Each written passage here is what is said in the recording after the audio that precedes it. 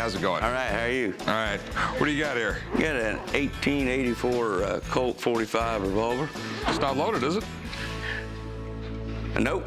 Okay. I come to the pawn shop today to try to sell my 1884 Colt revolver. I really don't know how much it's worth, but you know, for it being 1884, it's in really good shape, so I'm sure it's worth something. So where did you get this? A buddy of mine called me. There was an estate for sale, and I went over and I purchased the estate, and I really don't do anything with guns, so I'm just looking to sell it. Do you know much about these guns? I really don't know a whole lot, and I just know that that gun was made somewhere around 1884 and it's nickel-plated. Yeah, these things were great. It's a single-action Army. It was originally manufactured for the Army, and that's why just the name stuck with it. Even the civilian models are called that. Colt designed a revolver for the U.S. Army in 1873. It became an instant hit.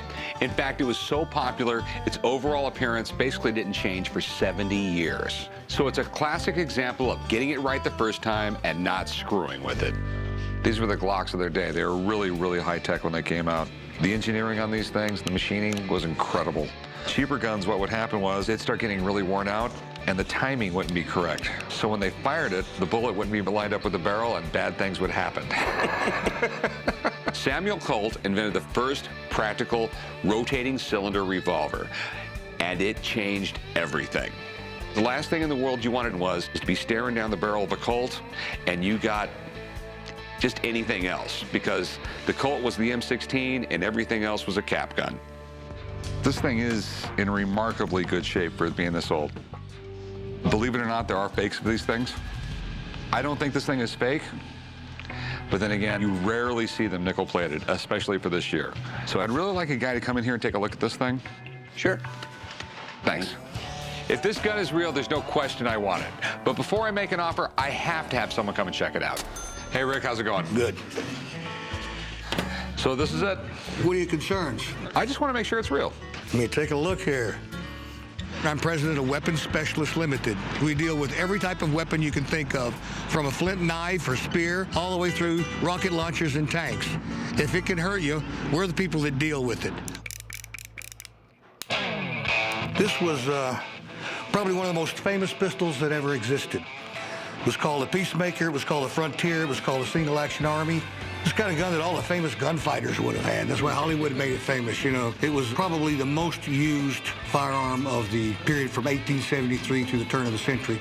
It was used at one time or another by practically every noted gunfighter, good or bad, from John Wesley Harding to Wyatt Earp.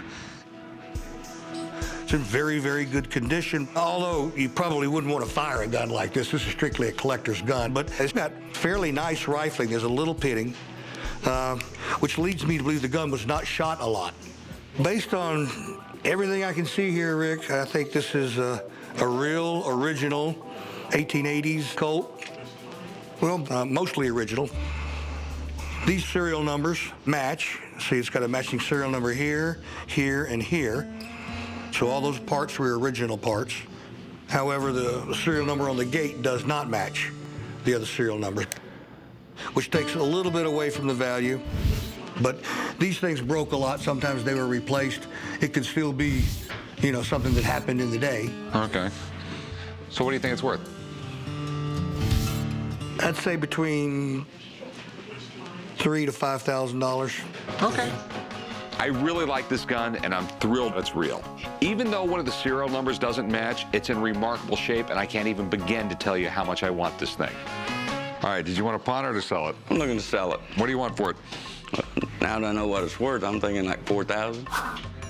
Think again.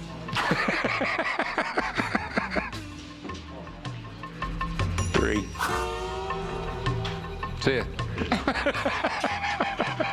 No, $2,000. $25,000. Realistically, I'll probably get $2,500. I can pray and try and get $3,000 for it, but usually people don't walk in here and just pay sticker price. It just doesn't happen. $2,000. It's cash money. $2,000 is cash money. All right, let's go do some paperwork. Okay. He's hard-headed and stubborn, man. He don't want to budge any at all. But two's not bad, so now I guess I can go out and have fun at the crap table, so I'm happy.